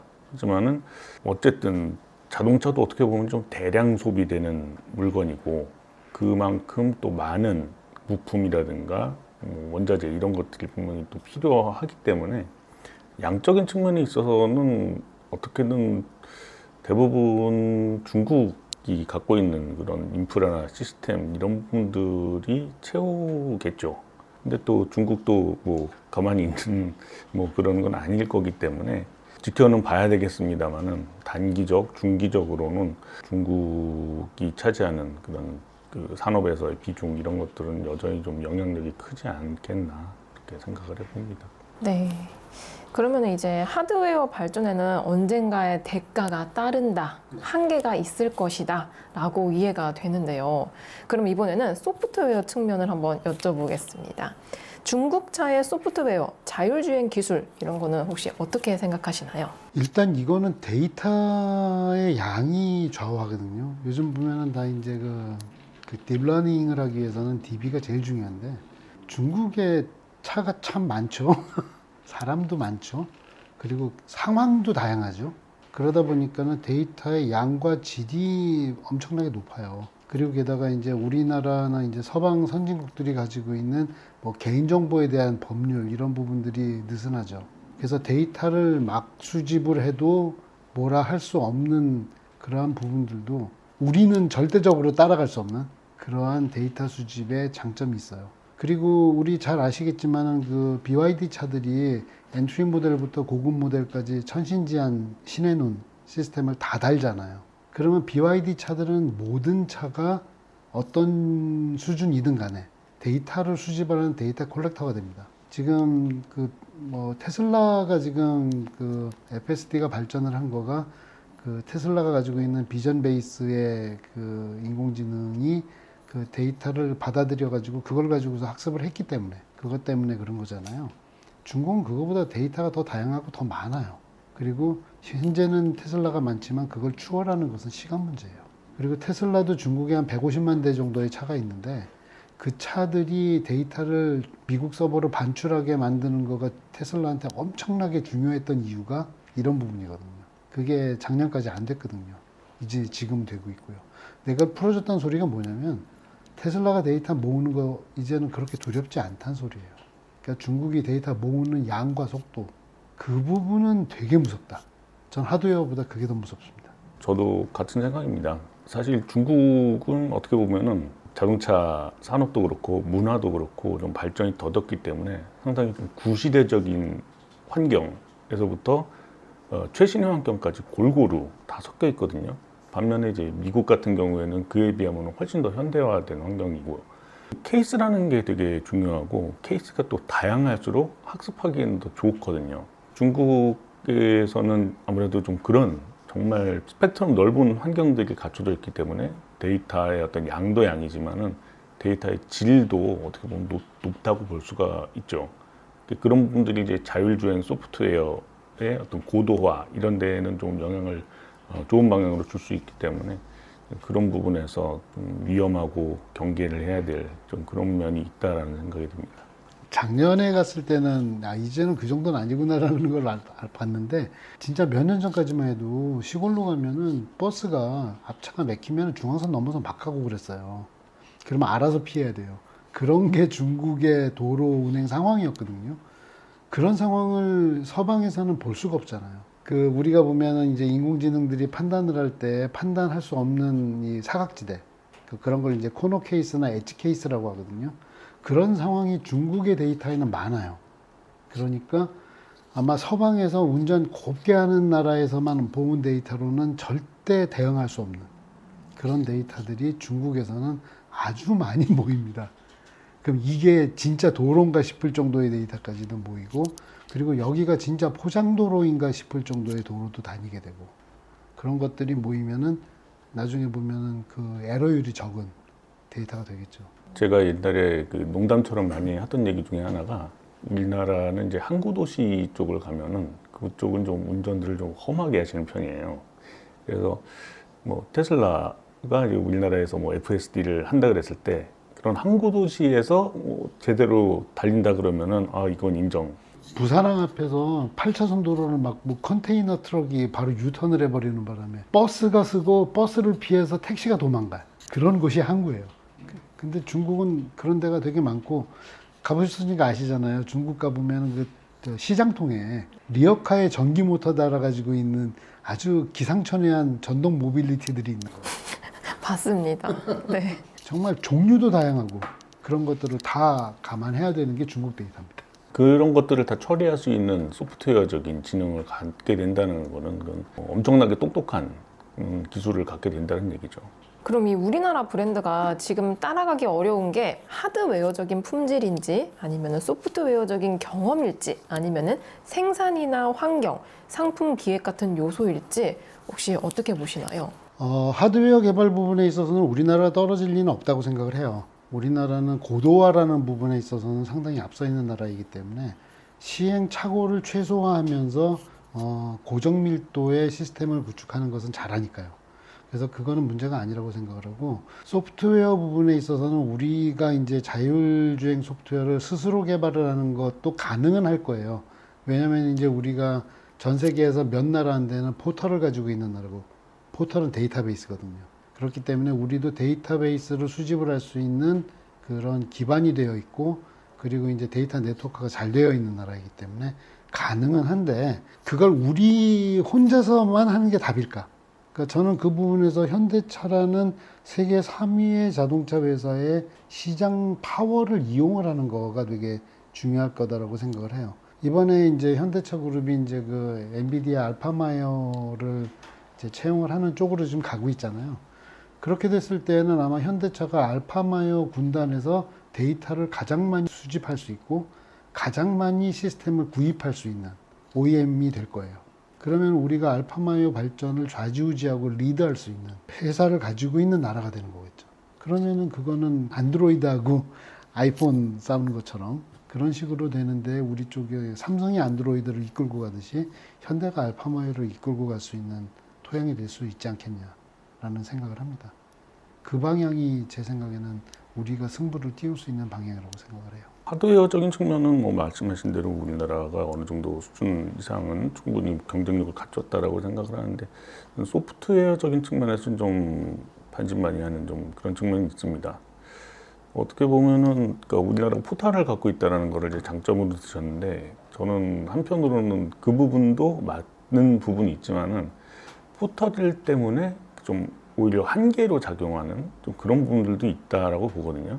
물론 뭐 포털만 가지고 얘기할 수는 없는 거고, 이제 뭐 자율주행이라든가 뭐 그런 부분에 있어서는 이제 지도 데이터라든가 그 뭐 주행 관련 데이터 이런 부분들도 뭐 중요하고 현대자동차나 뭐 이런 데서 자율주행 관련된 소프트웨어를 사용을 하면서 데이터 이렇게 수집하고 그런 것들을 이제 시스템에 반영을 하고 이런 부분들을 잘 하고 있는 부분들은 분명히 있을 텐데 어떻게 보면 소프트웨어적인 측면에서는 우리나라가 좀 약간 갈라파고스, 우리나라에서만 쓰는 소프트웨어들, 그러니까 우리나라 환경에만 특화된 그런 것들이 조금 고착되어 있는 그런 환경들도 좀 있기 때문에 그 부분에서 어떻게 보면은 우리나라에서 쓰기는 좋은 이제 그런 것들이 있지만은 그런 것들이 좀 시장을 넓혀 나가서 이제 외국으로 이제 나간다든가 이제 그런 부분에서는 어느 정도 한계가 있지 않을까 그런 생각이 듭니다. 사실 그 부분에서 이번 정부에서 추진하고 있는 그 소버린 AI 프로젝트 같은 것들이 되게 중요한 자극제가 될 거예요. 그냥 있으면 우리나라도 이제 아까 말씀드린 것처럼 외국 플랫폼에 우리가 이제 헤비 유저가 되는 코디벨로퍼가 되는 수준으로 제약이 될 수가 있는데 우리가 이제 소버린 AI 자체적으로 이제 AI 모델을 개발을 해보는 걸 하게 되면은 그게 어떤 효과가 있냐면은 남의 걸 쓰더라도 내가 알아야지 그걸 제대로 쓰고 있는지 아니면 걔네가 우리한테 다 오픈했는지 아닌지 알 수 있잖아요. 그래서 우리가 소버린 AI 하면서 야 우리 속이려고 하지만 나도 알 만큼 알아. 그 정도의 노하우를 갖추는 것만으로도 저는 지금 소버린 AI 추진을 하고 있는 거가 대단히 중요하다고 생각을 하거든요. 그리고 잘 아시다시피 요즘에 그 거대 언어 모델 LLM을 베이스로 해가지고서 여러 가지 사업 분야로 막 광범위하게 발전하고 있잖아요. 그래서 저는 우리나라가 소버린 AI를 갖는 게 모빌리티 산업 쪽에도 좋지만 여러 가지 쪽으로 다 적용이 가능한 그러한 쪽으로 간다. 그러면은 우리나라의 소프트웨어 생태계도 생각보다는 되게 강력할 수 있겠다라는 생각을 합니다. 말씀 주신 것처럼 소프트웨어는 데이터 싸움인데 그것에 있어서 중국은 맨파워, 테슬라는 오래전부터 수집되어 온 누적성 싸움이라고 보는데 우리나라의 소프트웨어는 알파마요와의 합작밖에는 답이 없는 걸까요? 그게 빠르고 효율적이라는 거예요. 그러니까 우리가 데이터를 수집해 줄 수 있는 차를 많이 만드는 회사고 그러면은 그 데이터를 이제 인공지능 모델로 학습을 하고 개발을 할 수 있는 플랫폼을 가지고 있는 게 알파마요고 그러면 알파마요가 고도화되는데 우리가 말하자면 지분이 큰 거잖아요. 그러면은 그런 다음에 우리가 소버린 AI에 대한 노하우가 있어요. 그러면 알파마요라는 게 오픈 플랫폼이잖아요. 그러면은 알파마요 플랫폼을 사용을 하되 우리만의 네이티브 AI 소프트웨어를 우리의 소버린 AI 경험을 가지고 개발을 할 수가 있어요. 그런 다음에 그거를 오히려 피드백을 줘서 알파마요의 개발을 하는데 우리가 고도화하는데 지분을 또 가질 수 있어요. 그러니까 이게 우리가 잘못하면 시장의 그냥 소비자가 될 수도 있지만 아니면 우리가 그것을 고도화하는 리더 그룹이 될 수 있는 거예요. 그러기 위해선 데이터의 고도화도 중요하고 그 다음에 중요한 거는 우리가 그것을 어떻게 인공지능으로 학습을 하는데 노하우를 가지고 있느냐. 그러면 이제 데이터가 빛을 내겠죠. 그런 쪽에 갈 수 있는 것이 제가 아까 말씀드렸던 소버린 AI가 만들어주는 경험이 되게 여러 분야에서 중요하게 될 거다라고 생각을 하는 부분이에요. 자, 그럼 자율주행 외에 UI, UX 쪽도 한번 생각해 보도록 해보겠습니다. 중국형 UI, UX 어떻게 생각하시나요? 뭐 예를 들어서 뭐 BYD의 돌핀이라든지 아토3 같은 거를 봤을 때 혹시 느껴지는 거 있으시나요? 뭐 UI, UX 측면에서 BYD 것도 그렇지만은 우리나라 업체가 만든 차들 중에도 중국 기술을 활용해서 만든 차들이 있잖아요. 그런 것들의 시스템 접하다 보면은 아직까지는 좀 기능 위주, 뭔가 사용자 위주라기보다는 공급자 위주의 UI, UX를 갖췄다라는 생각이 좀 많이 듭니다. 우리나라 업체들 같은 경우에도 뭐 어느 정도는 좀 사용하기 좀 좋게 구성을 해놓기는 했지만은 여전히 좀 부족한 부분들이 있거든요. 근데 지금 우리가 접할 수 있는 그런 중국차의 시스템 UX, UI 뭐 이런 부분들은 아직은 조금 더 정리가 필요하다 그런 생각이 들고, 뭐 디자인 측면에서의 어떤 세련미가 떨어지는 그런 것들도 있지만은 실제로는 이제 조작성, 편의성 이런 측면에서는 조금 더 특히나 우리나라 소비자들의 입맛에는 좀 맞지 않는 그런 부분들이 좀 많이 엿보입니다. 유저 인터페이스는 진짜 사람을 생각을 하고 만들어야 되잖아요. 근데 이제 딱 한번 떠올려 볼게요. 케이스를. 아토3가 처음 나왔어요. 계기판이 작아요. 근데 작은 계기판에 큰 계기판에 들어가는 정보를 다 담았어요. 그러면 계기판을 줄이는 목적을 잃어버린 거죠. 그러니까 계기판을 줄이겠다는 소리는 아주 필수 불가결한 정보만 읽기 쉽게 딱 띄우겠다는 뜻이어야 되거든요. 그런데 그냥 계기판을 축소한 거예요. 그러면 이거는 유저 인터페이스의 기본적인 철학이 없었던 거죠. 그리고 이제 그 메인 AVN 디스플레이에도 보면은 메뉴가 좀 우리가 딱 봤을 때 보면은 우리가 주행을 하면서 눌러야 될 거는 이렇게 면적을 넓게 만들어야 되는데 걔는 조그만 아이콘들을 쫙 놨잖아요. 그럼 얘는 서 있을 때 쓰는 거예요. 그러니까 태블릿으로는 괜찮은데 차의 UI로는 부적합하다. 그리고 화면을 왜 돌릴까? 그렇잖아요. 돌렸을 때는 어떤 상황에선 돌려서 쓰는 것이 맞다. 사실은 돌린다는 것 때문에 평소에 쓰지 못하게 되어버린 대시보드 면적이 많거든요. 그 회전하는 반경 안에는 스위치도 못 넣잖아요. 그러니까 그런 걸 볼 때 보면은 신기한 걸 많이 해보고 싶고 기능을 많이 담고 싶은데 아직 사람을 놓고 한 건 아니다. 그러니까 이런 부분들이 이제 더 공부를 해야 되는 거죠. 그리고 UX 차원에서는 지금 우리나라에 들어와 있는 BYD 차에서는 그렇게 유저 익스피리언스를 새롭게 제시하는 것들은 많지 않아요. 근데 이제 우리가 아직 못 본 중국 차들에 보면은 일단 첫 번째 많은 거가 원래 이제 우리가 옛날에는 보려고 그러면 롤스로이스 정도 가야지 있을 수 있는 기능들이 그거에 뭐 3분의 1, 4분의 1 값인 차에도 다 들어가 있고, 그리고 소형 중형 차인데도 막 문이 자동으로 닫히고 막 이런. 그러니까 아직은 보면은 진짜 있는 거 없는 거 다 담는 수준이에요. 그런데 이제 그런 부분들이 이제 어느 시점이 되어서 이 차를 사용할 소비자들 그룹을 인식을 하고 이런 사람들이라면 이런 기능 세트를 더 좋아하겠구나. 이런 부분들로 정리되어 가는 과정이 이제 앞으로 이루어져야 돼요. 확실한 거는 지금 다 하고 있다는 게 제일 무서운 거고, 우리는 아직 해보지도 않은 것들, 해보기 전에 필요 없어 하고서 걷어내버린 것들, 그런 것들을 그쪽에서는 해보고 있다는 거. 해봐야지 그 다음에 뺄 걸 알거든요. 그쵸. 저도 상당수 동의하는 부분이 많습니다. 소위 말하자면 한글 패치와 한글판은 다른 거라고 생각을 하거든요.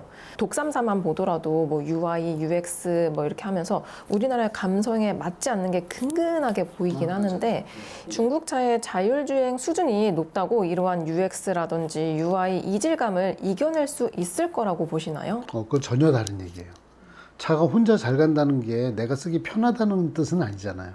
그러니까는 차가 혼자 잘 가는 게 오히려 공포스러운 소비자들도 있어요. 차가 알아서 잘 가고 있는 것뿐만 아니라 내가 뭘 하고 있다라는 것을 오히려 소비자한테 설명을 잘 해주는 것도 되게 중요하거든요. 그래서 이제 사람을 편안하게 만들어주기 위해서는 새로운 거지만 어떻게 익숙한 패턴으로 나한테 접근시켜 줄 것이냐. 사실 이게 UX의 되게 중요한 부분이거든요. 이런 부분은 아직까지는 중국 차들이 생각보다는 많이 섬세하지 못하다. 그래서 그 부분에는 우리나라가 오히려 강점이 있어요. 왜냐하면 우리나라가 전자제품들을 중국보다 오래 만들어 왔잖아요. 그리고 우리나라가 뭐 요즘은 이제 많이 중국이 시장 규모에서 앞서가고 있지만 게임 개발 같은 거 무지하게 많이 한 나라예요. 그런 부분에서 이제 게임은 인터페이스가 나쁘면 지는 거거든요. 그래서 그런 부분들을 많이 해봤던 거, 그런 부분들에서 쌓여있는 노하우는 상당히 많습니다. 그 경험이 UX하고 UI 쪽에서 우리나라가 보면 현대차가 밖에 나가가지고 뭐 레드닷 디자인 같은 거나 이거 유저 인터페이스 같은 거에도 상을 많이 타거든요. 실제로 써보면 아까 말씀하신 대로 그 독삼사 차들에 있는 AVN의 기능 이런 것보다 현대기아 차가 훨씬 더 정리가 잘 돼 있는 그런 거 느끼시는 거가 맞거든요.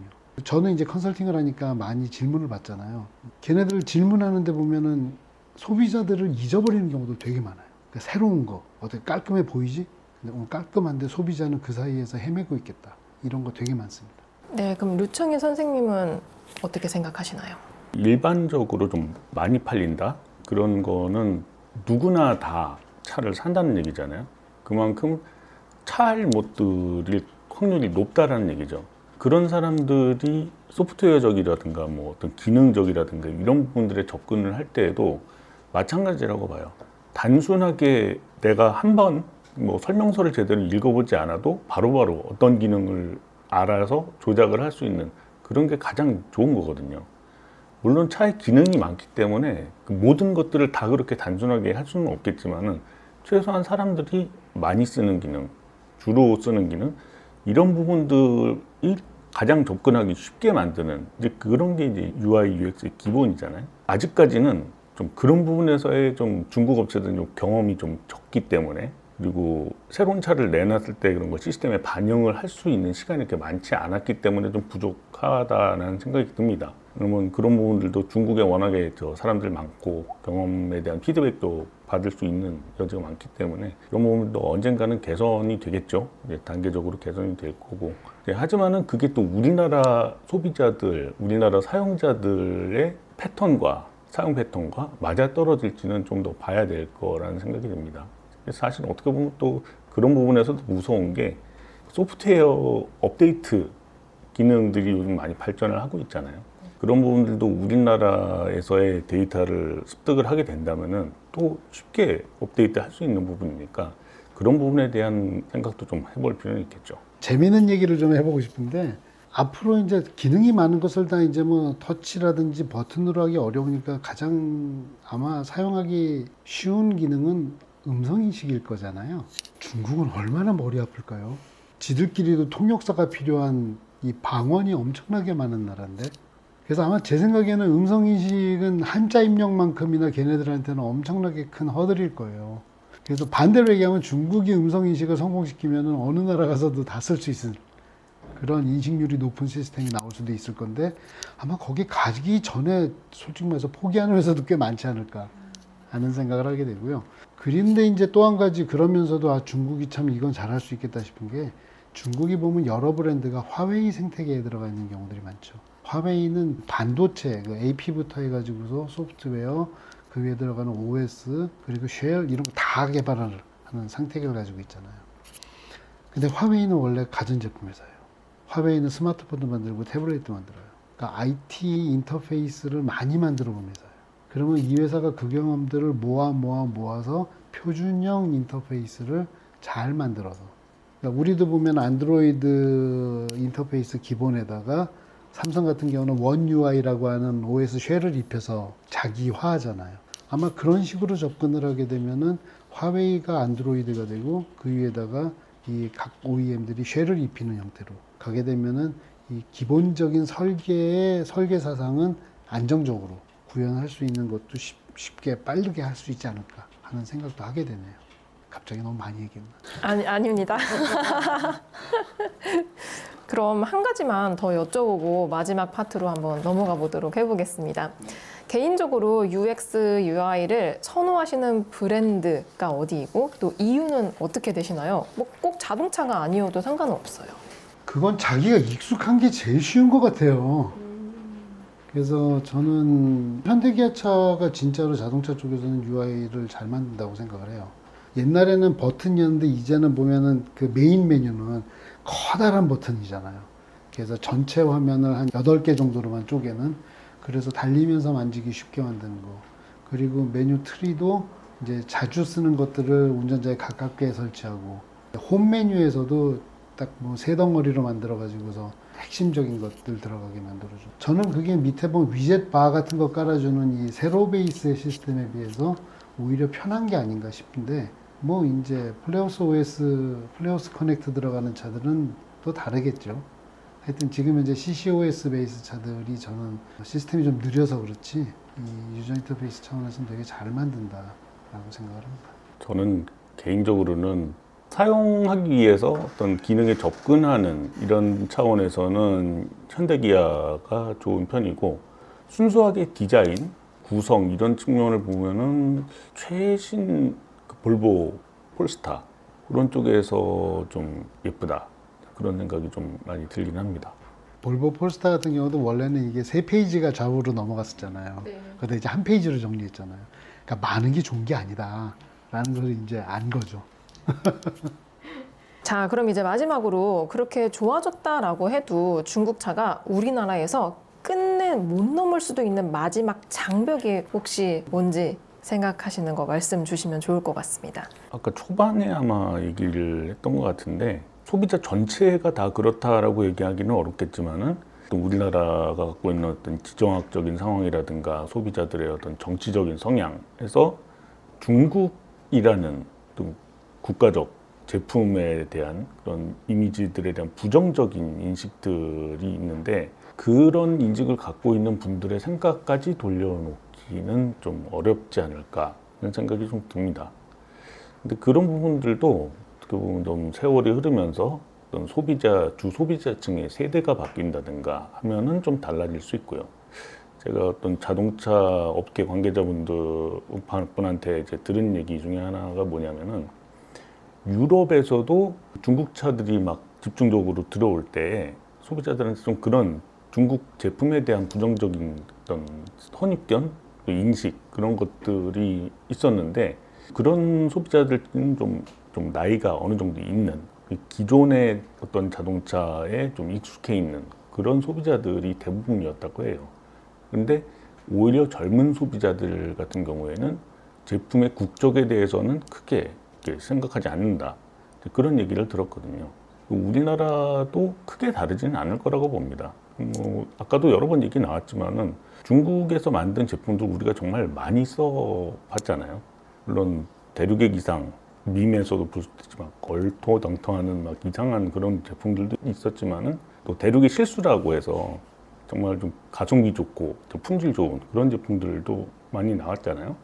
그러니까 실수도 반복되면 그게 실력이라고, 또 어떻게 보면은 또 중국의 실력이라고 볼 수 있는 거죠. 그런 것들을 소비자들이 접하게 되면은 좀 이런 인식들도 많이 바뀌지 않을까 하는 생각이 들긴 합니다. 제 생각에는 우리나라에는 현기차가 있다라는 게 가장 큰 장벽일 거예요. 그러니까 전 세계에서 자국 브랜드가 전체 시장의 80% 가까운 시장 점유율을 가지고 있고, 그런데 그 브랜드가 계속 성장을 하고 있는 그런 나라는 없어요. 그러니까 현대차 그룹은 지금 레거시 OEM 쪽에서도 가장 빠르게 혁신을 이끌고 있고, 그리고 자국 시장 내에서도 과점 상태이고, 그래서 현대차가 이렇게 생태계를, 그러니까 산업 생태계를 끌고 가고 있잖아요. 그래서 현대차 그룹 안에 수직 계열화한 것뿐만 아니라 어떻게 보면은 우리나라 모빌리티 산업 전체를 수직 계열화하고 있는 거예요. 그래서 그런 부분이 가지고 있는 생태계의 치밀함, 이런 부분이 사실은 가장 큰 장벽이 될 거고요. 그게 이제 아까 그 유저 인터페이스 같은 경우도 얘기했듯이 현대차에 익숙해져 버린 대중 소비자들한테 낯선 것을 대중들이 다 받아들이는 거는 사실은 되게 쉬운 일이 아니거든요. 그래서 아마 그런 부분들이 제일 무서운 장벽이 될 거다라고 저는 생각을 해요. 네. 그러면 우리나라도 시간이 지나면 자연스럽게 열릴 시장이라고 보시는가요? 아니면은 끝까지 안 열리는 영역이 있다라고 보시나요? 류청희 선생님 말씀 주세요. 영역의 기준이 뭐냐에 따라서 좀 얘기는 달라질 수 있을 것 같은데, 뭐 아까도 얘기했던 것처럼 전반적인 소비자들 경험이 늘어나고 중국차에 대한 자기 나름의 주관이 쌓이고 그렇게 된다 그러면은 뭐 자연스럽게 우리나라 시장에도 좀 녹아들게 되지 않을까, 뭐 그런 생각이 들기는 합니다. 저는 그 공급망 얘기를 안 할 수 없는 게, 우리나라는 이미 중국하고는 공급망은 분리하기가 어려운 게 자연스러운 현실이거든요. 그런데 이제 지금 정치적인 문제, 예를 들어서 중국에 들어가는 차에는 중국산 주요 부품을 사용을 하면 안 되는 뭐 이런 것 같은 것들이 있어서 사실은 그거는 자연스러움을 왜곡하고 있는 게 있어요. 그래서 그런 부분이 뭐 저는 예외적인 상황이라고 생각을 하는데 그것이 뭐 계속되지 않는 한 저는 자연스럽게 중국과 우리는 지정학적인 거리 때문이라도 공유하는 부분이 늘어날 수밖에 없다. 그리고 아까 우리가 현대차 그룹이 이제 우리나라 자동차 모빌리티 시장을 과점하고 있다고 말씀드렸잖아요. 과점은 소비자한테는 좋은 게 아니에요. 그래서 제가 볼 때는 그 과점이 희석이 되고 좀 다양한 공급처들이 생기는 것이 소비자한테는 여러모로 좋은 거거든요. 거기에서 중국차, 중국 브랜드들이 우리한테 자극제가 되고 현대차가 발전할 수 있는 어떤 계기가 된다면 그거는 현대한테도 좋은 거고 우리나라한테도 좋고 소비자한테도 좋은 거니까 현대가 안 하고 싶은데도 80%를 팔고 있는 이러한 시장의 기이한 현상을 해소하는 데 순기능을 할 수도 있을 거다. 그때 들어오는 중국차는 우리한테 도움이 되는 거다라고 생각을 합니다. 네, 그럼 결국 소비자가 마지막에 보게 되는 거는 가격일까요? 서비스일까요? 아니면 자율주행 같은 소프트웨어가 될까요? 어느 하나만 또 꼬집어서 얘기하기는 좀 어려울 것 같고요. 전반적으로 좀 두루두루 보겠죠. 소비자들이 그 보면 좀 단순하다고 얘기를 할 수 있겠지만은 이게 모이게 되면 이게 또 집단 지성이 되잖아요. 소비자들이 선택하는 게 그 결국은 영리한 선택을 하게 돼 있습니다. 그런 측면을 생각해 보면은 사실 뭐 지금은 가격으로 어필하는 분들이 많기는 하지만은 결국 시간이 지나면 지날수록 이제 골고루 이제 따져보게 되겠죠. 사실 중국 승용차 우리나라 들어와서 판매된 게 좀 본격적으로 한 지가 한 1년 정도밖에 안 됐잖아요. 서비스라든가 뭐 중고차 가격이라든가 이런 것들에 대한 어떤 레퍼런스 포인트가 잡히려면은 최소 3년 정도는 봐야 된다고 보거든요. 이제 그런 부분에 대해서는 이제 그 이후에 좀 평가를 해야 될 부분인 것 같고 그냥 예측 삼아서 얘기를 한다 그러면은 어떤 전통적인 구매 방식 일반적으로 차를 뭐 현찰을 주고 사던가 뭐 할부로 구매를 하던가 이런 거를 기준으로 봤을 때는 아무래도 좀 가격 그리고 중고차 매각할 때의 이제 감가율 이런 부분들이 좀 중요하게 작용을 하겠지만은 전기차 같은 경우에는 뭐 큰 사고 나지 않는 이상은 뭐 보증 기간에 큰 돈이 들어갈 일은 없으니까 서비스에 관련된 부분들은 크게 문제가 되지는 않을 거라고 봅니다. 대신에 이제 리스라든가 구독이라든가 이런 형태의 판매가 늘어난다 그랬을 때에는 전체적인 TOC라 그러는 총 운영 비용 이런 부분들이 더 중요하게 좌우를 하지 않을까 싶은 생각이 듭니다. 저는 이제 일단은 중국차들이 프리미엄 마켓을 중심으로 움직이는 것보다는 이제 주류 시장, 메인스트림 마켓에서 더 의미가 있다고 생각을 하고 말씀을 드릴게요. 우리가 우리나라 소비자들을 얘기를 할 때 보통 한마디로 표현하면 뭐라 그러냐면은 대세수능형 소비자 성향을 갖는다 그래요. 그러니까 시장의 흐름이 어느 쪽으로 움직이냐에 따라서 그 흐름을 빠르게 따라가는 그러한 경향이 있어요. 그러니까 보수적이라는 뜻은 아니에요. 되게 눈치가 빨라요. 그래서 보면 우리나라 테슬라가 이렇게 엄청 많이 팔리는 게 테슬라는 얼마 전까지만 해도 얼리어답터들이 타는 차였잖아요. 요즘은 대세가 그쪽으로 가고 있다는 뜻은 뭐냐면 얼리어답터인 척하지만 사실은 대중 소비자들인 사람들이 글로 간다는 소리예요. 근데 이 대중 소비자들이 흐름을 따라가는 이유는 뭐냐면요. 손해보고 싶지 않아서예요. 안전빵. 네. 그래서 그게 손해보지 않는다는 것을 단적으로 표현하는 건 중고차 가격이에요. 그래서 우리가 처음에 차 사면서 감가가 적은 차가 뭐야 라고 얘기를 하는 거가 이 차가 대세이며 내가 이 차를 샀을 때 실수할 확률도 적고 그리고 이 차는 왜 샀니? 라고 물어보는 질문을 받을 확률도 적고 그런 모든 거를 포괄하는 게 중고차 가격이에요. 그래서 저는 주류 시장이 된다. 그러면 중고차 가격이 좌우한다. 그렇게 얘기를 드릴 수밖에 없어요. 그게 현실이거든요. 네, 오늘 말씀들을 듣고 보니까 중국차 논쟁은 차 자체보다는 이 한국 소비자가 무엇을 믿고 사느냐의 문제라는 생각이 들었습니다. 그리고 끝으로 한마디씩 부탁드립니다. 먼저 해주세요.